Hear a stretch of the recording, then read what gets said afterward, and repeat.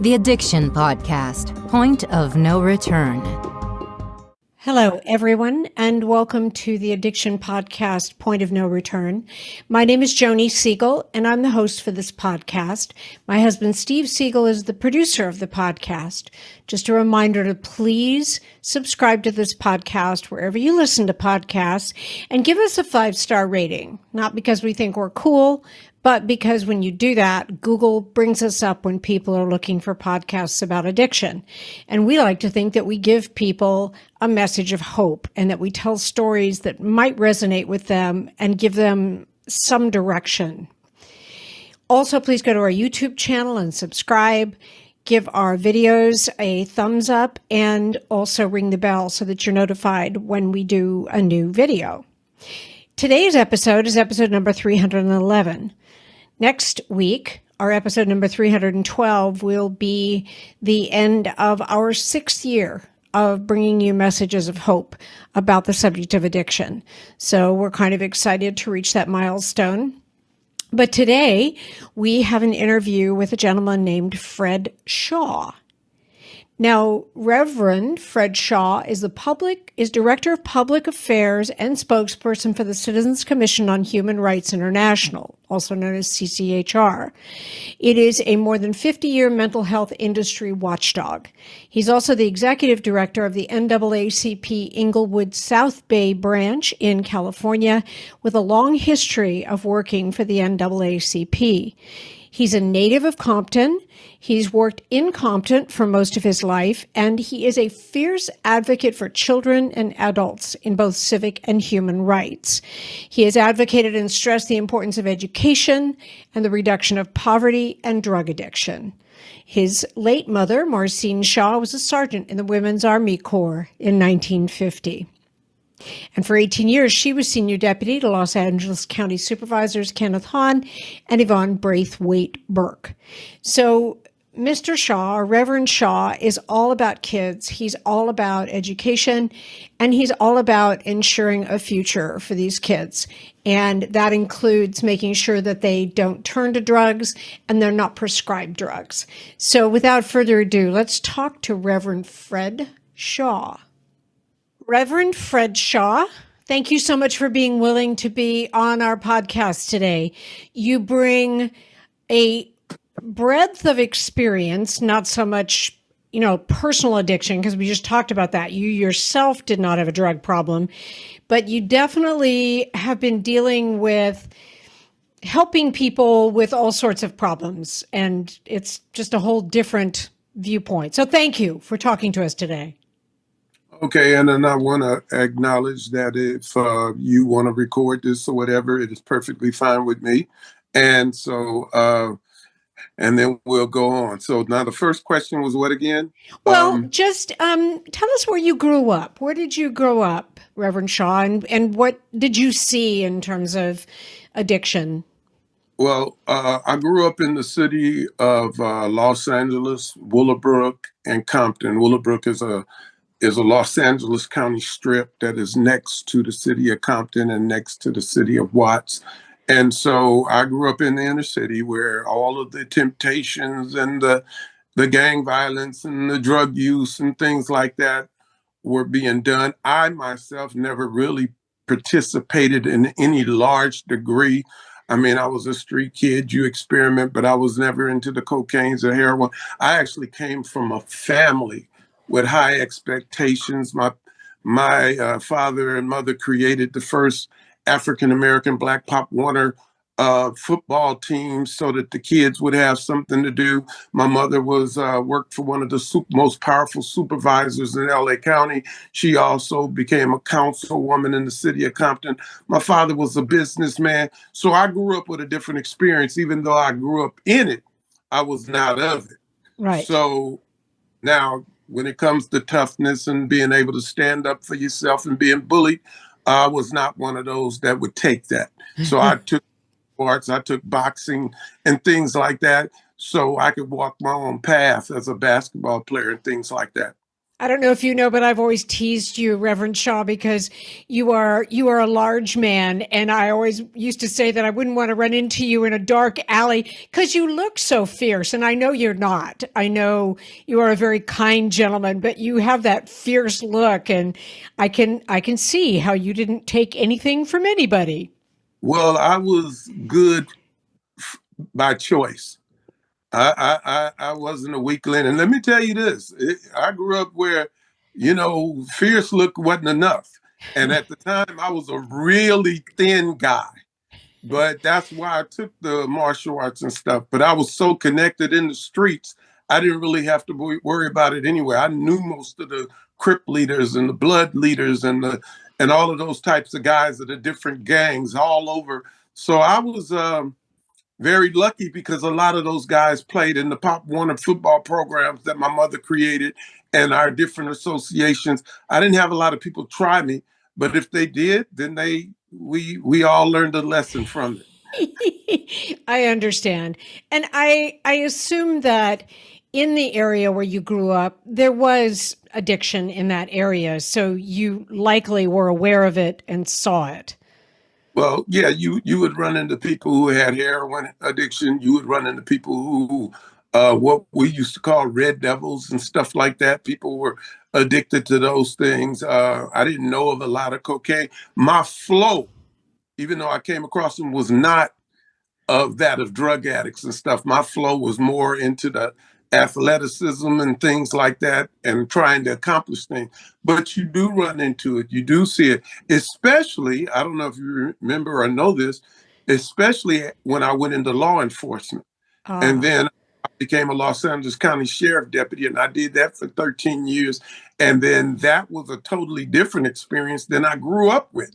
Because now, every time you get a call, it's somebody's problem, Yep. somebody's drug addiction, somebody's, whatever the crime may be. So then you learn, you have a whole different experience. And thank God I did grow up into the street because it allowed me to be able to handle things that a lot of people had difficulty doing. And I think that's huge because I think, for example, if I were a Los Angeles County Sheriff's Deputy, the last thing people would want to hear from me is don't do drugs, get off of drugs, because obviously I have no idea what they go through and I have no idea what their lives are like. So I think the fact that you grew up there and then you're a sheriff's deputy, that had to have been, that had to have helped you have some rapport with a lot of the people you had to deal with. Well, I was so connected in the streets that I didn't have the problems that a lot of sheriff deputies had. People knew me. They knew my personality. They knew what kind of guy I was.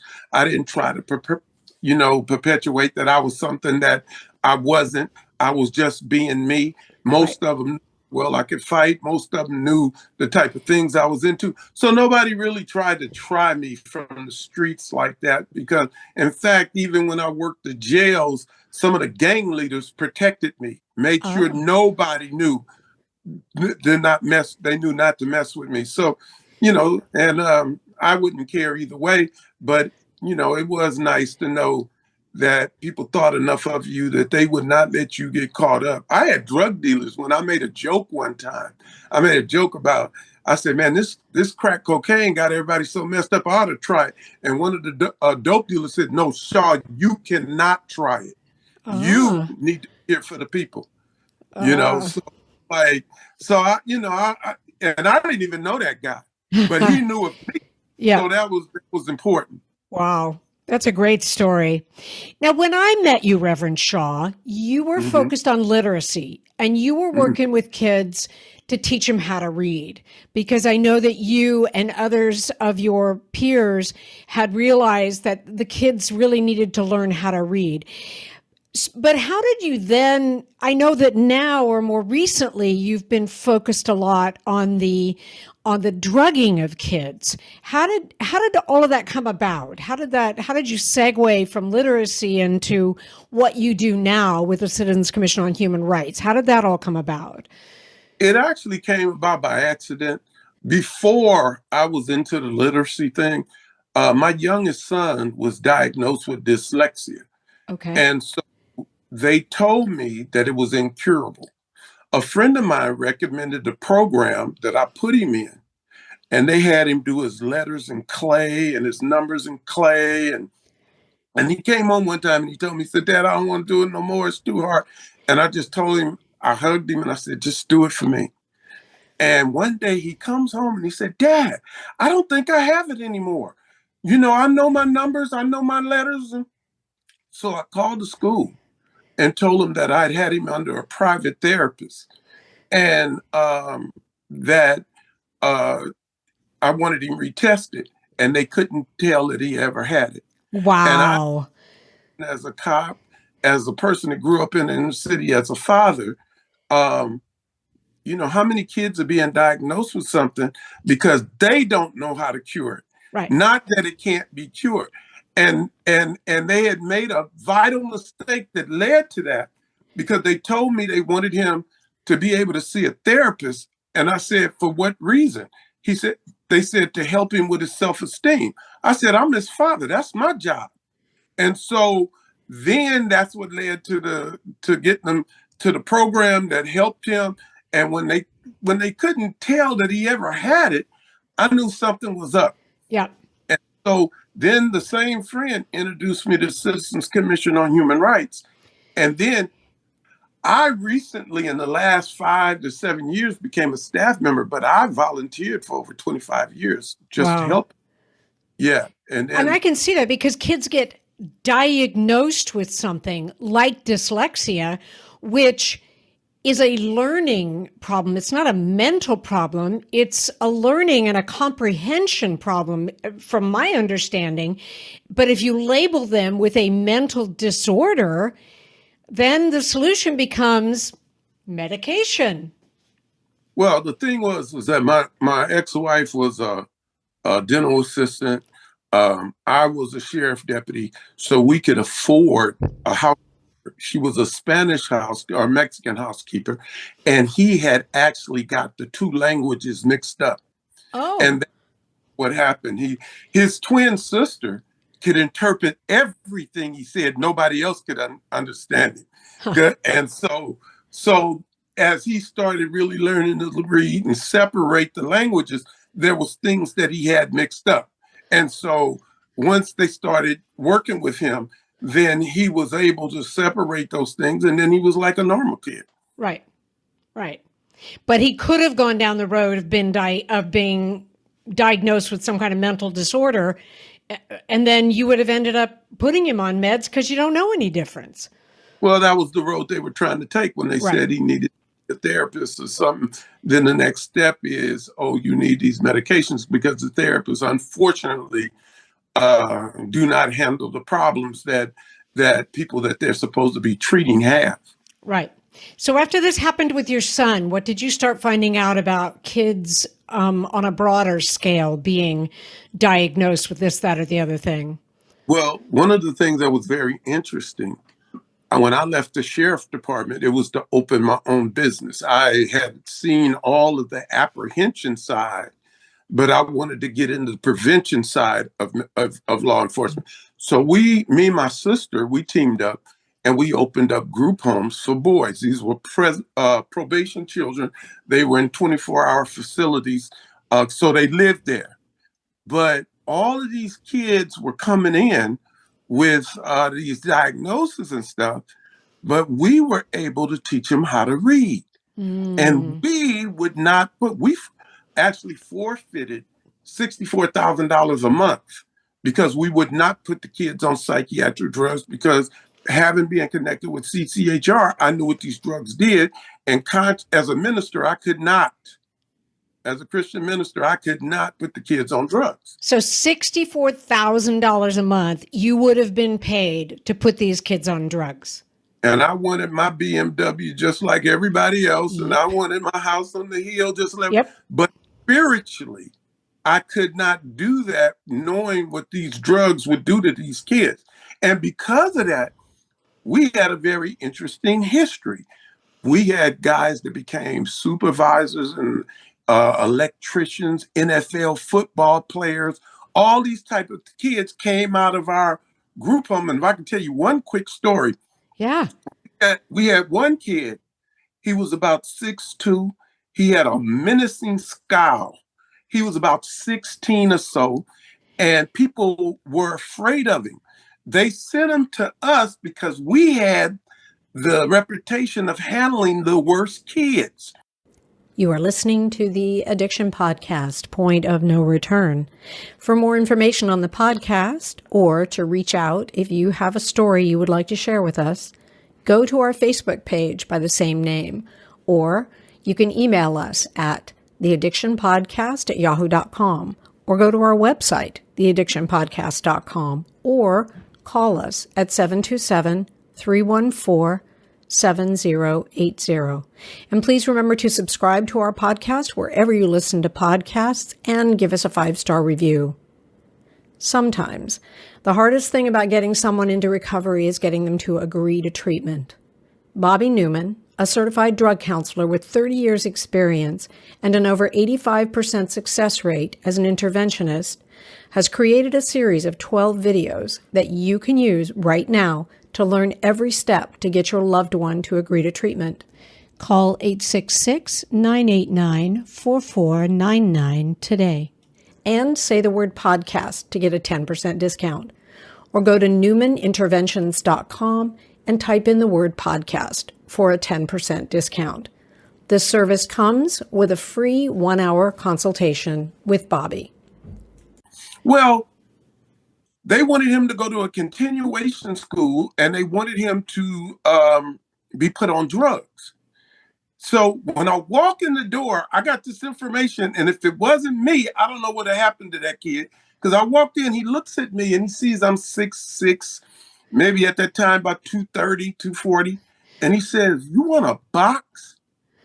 And I looked at him and I said, "Well, the system will not let you box me, but what I will do is take you out on a basketball court and see how good you are."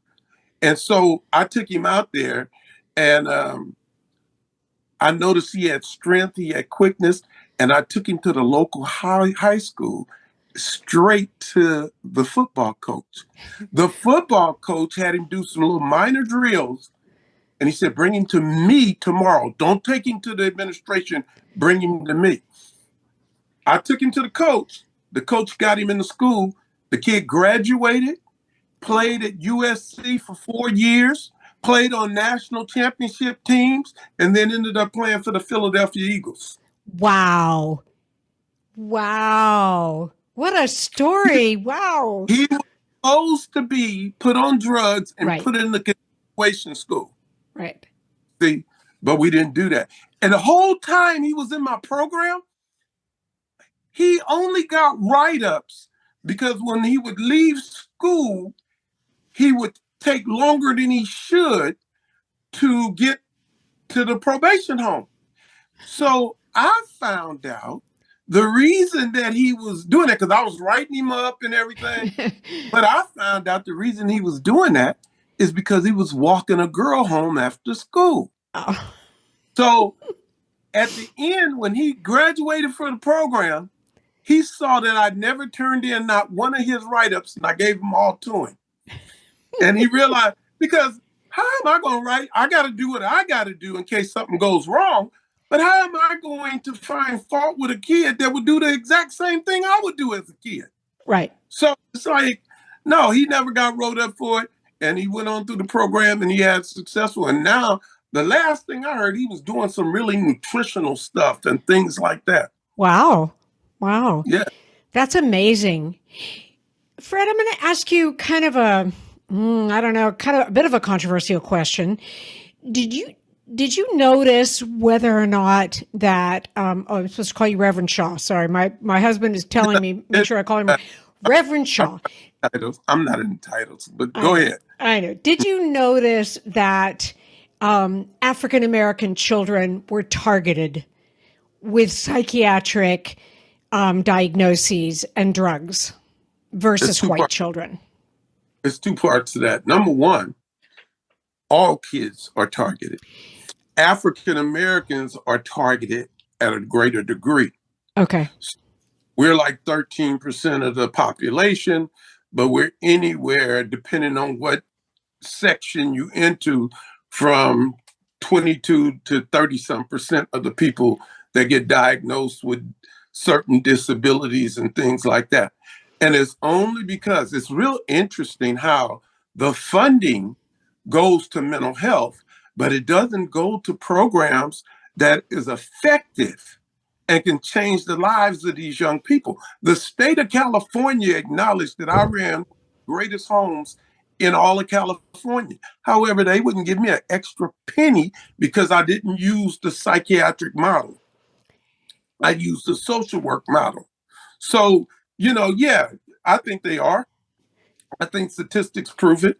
They're more likely to be put in classes for those that need extra help and things like that. They're more likely to be diagnosed with some type of thing. You have an inherent or built-in racism that I don't even know if some of them even know is racist in nature. I think it comes from the field of mental health where they believe that Black people's skin is tougher than other people's skin and we can tolerate pain better. So we're more likely to get electric shock. We're more likely to be put on these drugs and stuff. In fact, one of the people who did electric shock, I think back in the 50s or early 60s, said that, African Americans have basically a good support system. So therefore, the people that get damaged by electric shock get better help from their families. So that was the basis of saying it was okay to do those type of treatments. That's revolting.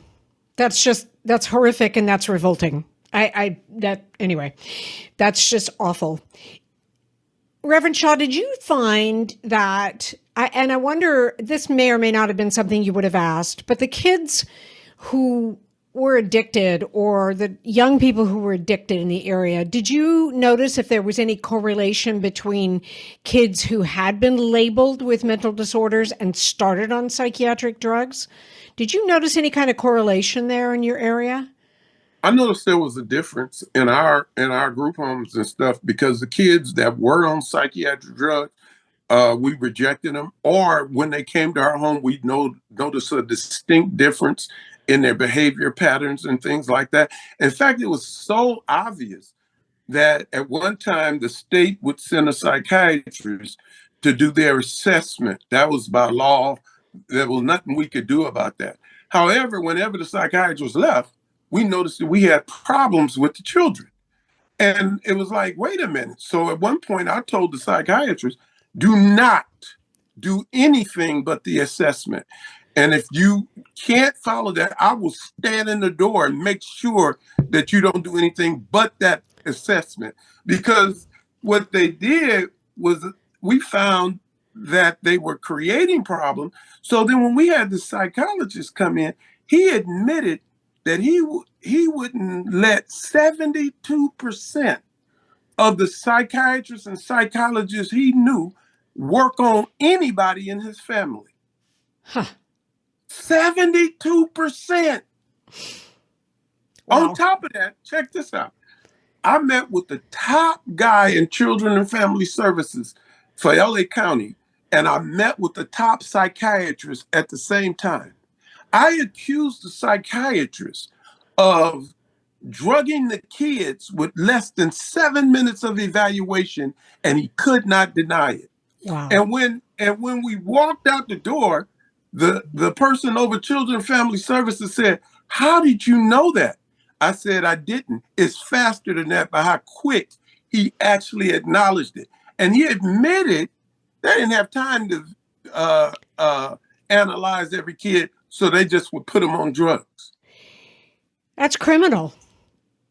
Well, and even deeper than that, and like your topic about addiction, they know that when you use drugs like Ritalin, which is one of the most prescribed drugs for children, along with Adderall and stuff, they know these drugs cause addiction. So, and even when they don't, it sets you up so that when you're older and you use meth or you use cocaine, because Adderall and meth is basically the same drug, and Ritalin and cocaine is basically the same drug. They have the same addiction properties and everything else. So what are we doing when we're supposed to be helping these kids? Okay, so I'm just going to repeat what you said. So Ritalin is the same chemical composition as cocaine, and Basically. Adderall is the same chemical composition as methamphetamine. People, Right. if you have children and they're recommending you put your children on these drugs, hello, would you put your 4-year-old or your 5-year-old on cocaine? Would you give them methamphetamines? I think the answer to that is no. You need to do your homework. Well, more often than not, unfortunately, people are not doing their homework, Right. and they are saying yes to it. Just like you got parents allowing their children to be electric shocked from 0 to 5 years of age. So it's like, what are the parents doing? They're going along with the authority. They're doing what they're told. I mean, if you think about it, most of us, we don't question our accountant when he tells us what to do.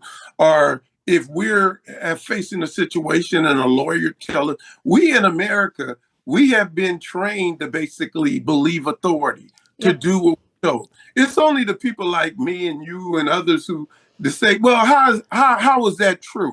How does that work? What's behind this? How do they know this?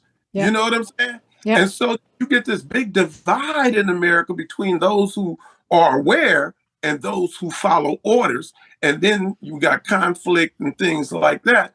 But, I always question. I don't take the doctor's word on anything he tells me. He needs to convince me.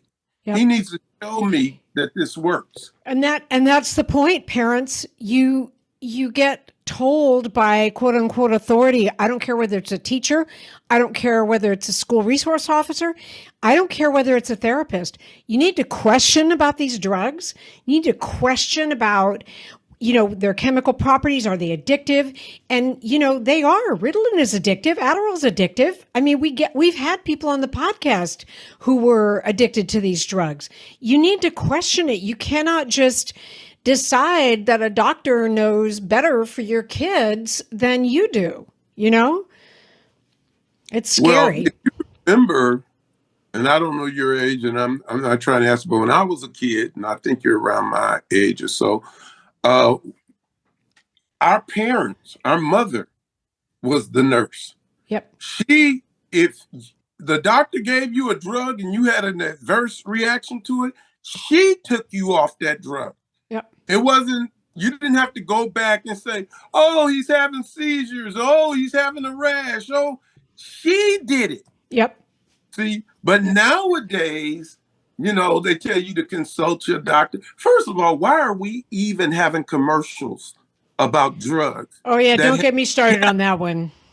We have death as part of the product. Yeah. Yep. I mean, why would you? And they say consult your doctor on that. First of all, the doctor's supposed to be taking my blood work, looking at my symptoms, doing all these things, and he determines what drug is best for me. Right. Not me go in and say, like the children are doing across this nation, oh, doc, I can't focus. I can't clean my room. Me and my parents argue. I feel depressed. Can I have Ritalin? Can I have Xanax? Xanax. Yeah. And then the doctor gives it to him because the doctor's connected to the pharmaceutical rep. Yes, he is. Kickbacks. Pay him to be at the ice capades and I'm in Los Angeles, the Laker games. And, yep. Bingo. You know what I'm saying? Follow the money. Yep. That's the whole thing of this show is follow the money. Exactly. So let me ask you a question, Fred, because one of the things we like to do with the podcast is, oops, I called you Fred again. My husband keeps telling me to call you Reverend Shaw. Anyway, what can people contact CCHR if a parent is told by a school resource officer or a principal or a teacher, if they're told, oh, your child has this, that, or the other thing, can they contact CCHR and ask questions about that? Yeah, I would ask them to go to the CCHR website because before they call, a lot of their questions and things may be answered. We have campaigns that for children. We have a 3D museum on there for our whole CCHR museum thing. and that is called Psychiatry and Industry of Death.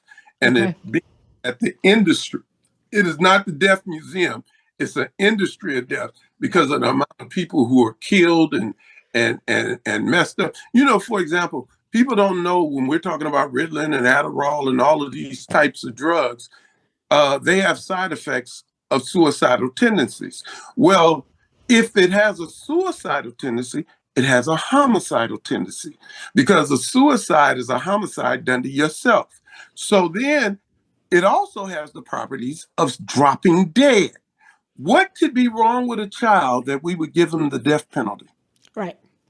I mean, so when we look at these things, and so I would say just go look on the CCHR website. You can hit contact us, and then get the phone number. For example, if anybody wants the phone number right now, you can contact us at 323-467-4242.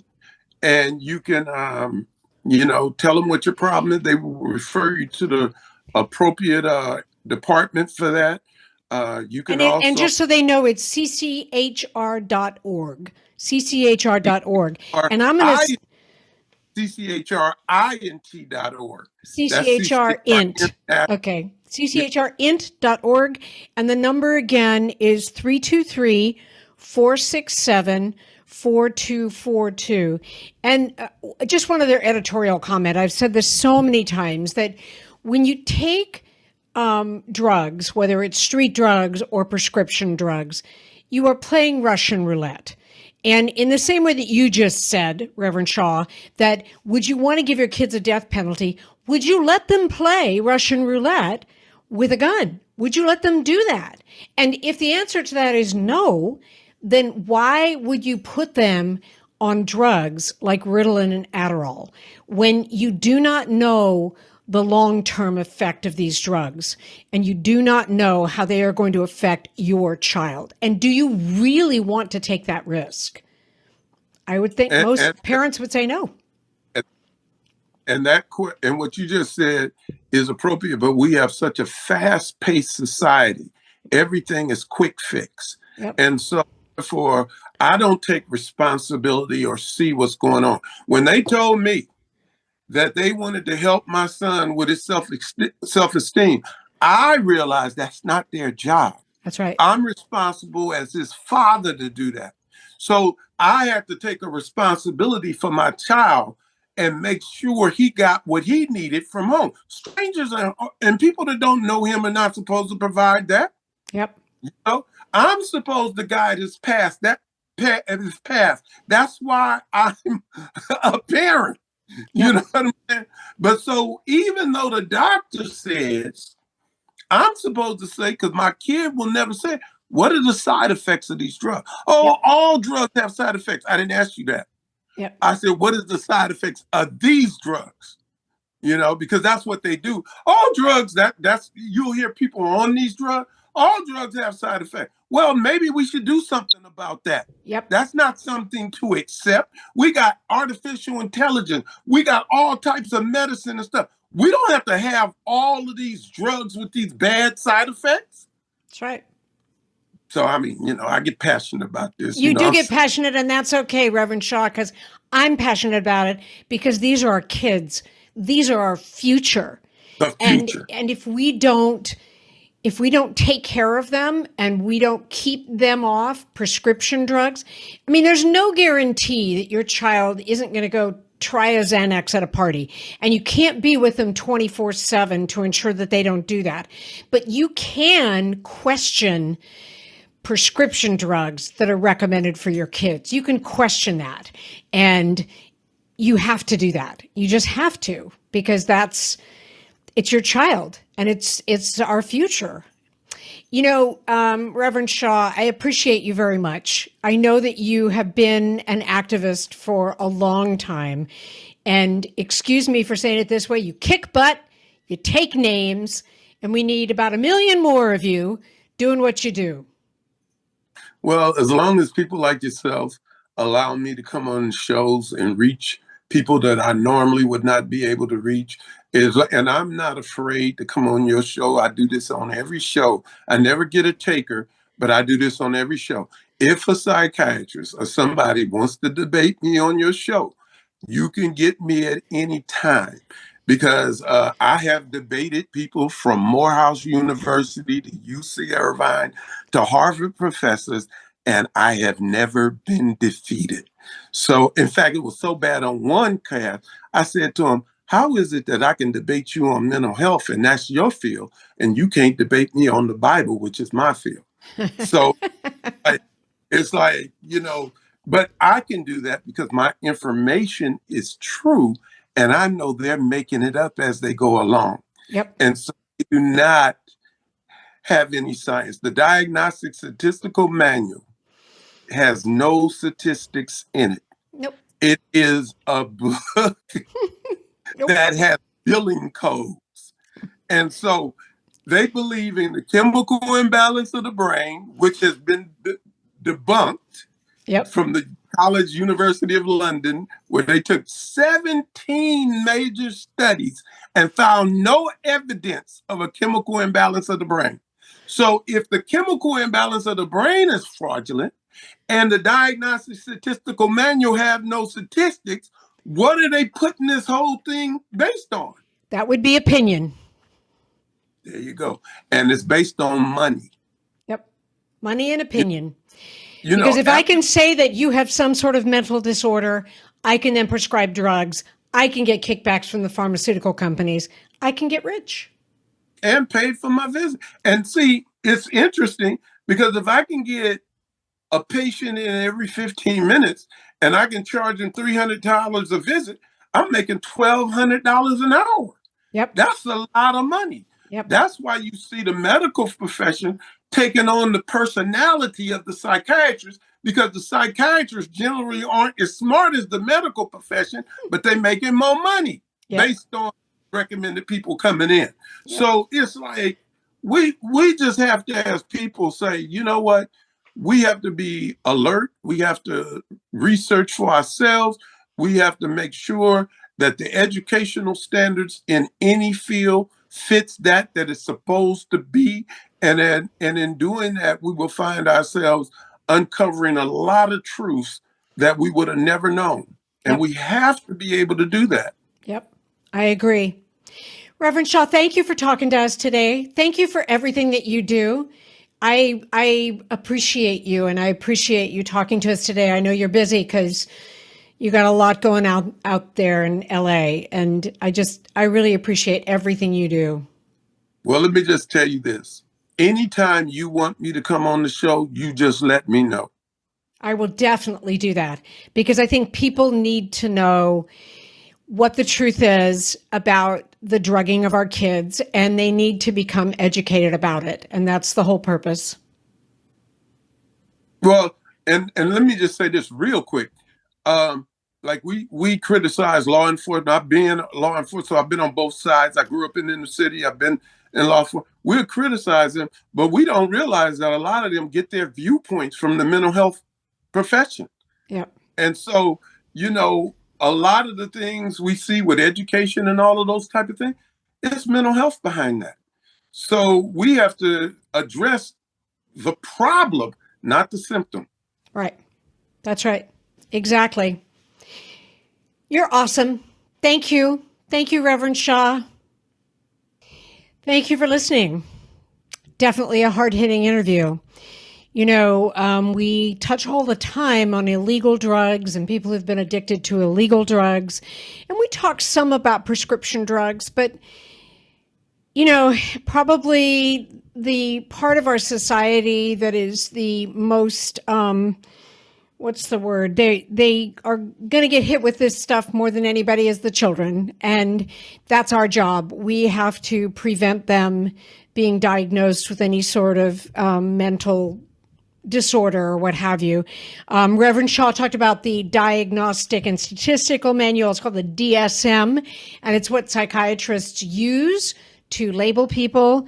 There's a math disorder if you don't like math. I don't know, I probably have that one. I think there's a shopping disorder, but I'm not sure, and I know I have that one. Anyway, it's not based on statistics. It's really based on opinion. Don't put your kid on these drugs. Don't set them up for a lifetime of drug dependency and then wonder why in their teenage years they're addicted to heroin. Yeah, there's a correlation there. Anyway, thank you for listening. We've got another interview next week, and we will be back. You have been listening to the Addiction Podcast, Point of No Return. For more information, reach out to us on Facebook or go to www.theaddictionpodcast.com. Our email is theaddictionpodcast@yahoo.com.